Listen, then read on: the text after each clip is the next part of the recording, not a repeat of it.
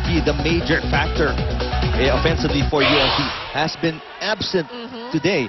Plus, has committed really quite a number of errors till this second set. The Sure serve, expect team him captain to, Chris after some Magasayan. shouting once again.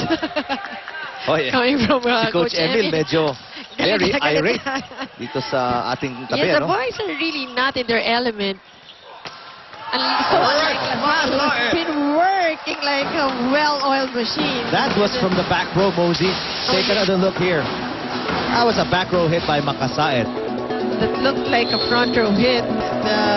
Just too much for Pecaña. Biggest lead now of LaSalle. For first ball once To again. De La Vega. Giving LaSalle another point. Timeout USD Point Growling advantage Tigers. for the Green Archers, the biggest they've had in the entire match. Let's listen to USD. Hi, guys. Sa pagre-receive ng bola, hindi pwedeng normal ang posture nyo, abnormal. Pag sabing abnormal, ready, naka-relax, nakababa. Nire-receive nyo, tinitingkayadan yung ganyan eh. Paano nyo makukuha bola? Parang sa side pa. Ha? Hirap na hirap tayo na eh. Hindi tayo maka-receive.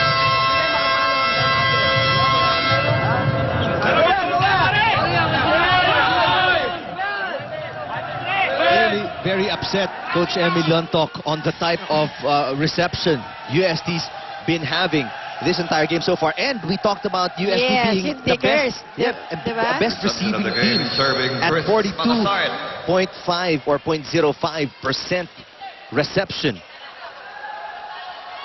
Pero they can't get their offense going because the reception That's has right. been So, absent. Kahit anong galing mo sa attack, RB sa offense, Ilano. useless yan eh when you don't have a good first ball that the setter can set. So, wala na kagad. Zero. That's what's happening to USD. Huge deficit. Torres and the Growling Tigers down by 5. Luby. De La Vega. Oh, soft touch. Beautiful. De La Vega. Brilliant Finding again. strategizing by LaSalle here. Just confusing USD. And USD just looks startled, Eric. Parang hindi nila alam kung ano yung una nilang gagamutin, what to remedy first. So, LaSalle naman, on the other hand, just playing their game and really scoring the points from everywhere. From the blocks, to the Part attack, three. to the drop shots, from the serve. And even the hit by Lee down the line is a check ball. Tingnan nyo rito. Medyo wide ng konti, but there was a check. It was out of bounds according to the linesman. Everything going the way of LaSalle. They're up by 7, the biggest lead right now of the Green Archers. And you're thinking in your heads right now, when is USD going to bounce back, and how are they going to bounce back? LaSalle so much confidence at this point in the game, while USD is looking confused. They look like they're lost on the playing court. Something we haven't seen from USD. For those of you who just opened your TV sets, USD is the defending champions. Their only loss this season was against the now FEU. finalists, FEU. And FEU's only loss was from USD. Outside. So for everybody inside the volleyball circle, parang sa kanila, this is a no-bearing game. No, USD is gonna, just smoothly go through this game. Pero LaSalle Here's Sam standing their Luby. ground and saying, we're no pushovers, and we're definitely gonna take this all the way. Pecaña is blocked. Depante finally using the block of Lee and scoring. That's right. Only one blocker coming from the Archers, and Depante found a way to score the point. RB Ilano. Ilano on the front line, still a full front line for Ukang. Tough tip right there by Rivera. And And LaSalle still able to make something out of it. Because again, it was a poor return coming from USD.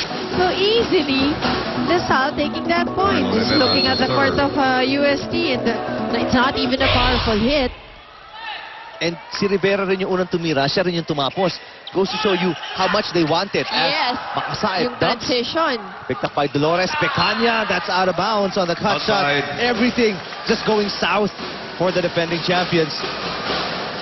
Everybody is confounded in this game. Biggest US lead of LaSalle Yep. right now, Mosey at 8 points. against the number 1 That's USD true. team. USD finished at 13-1 while LaSalle is at 8-6.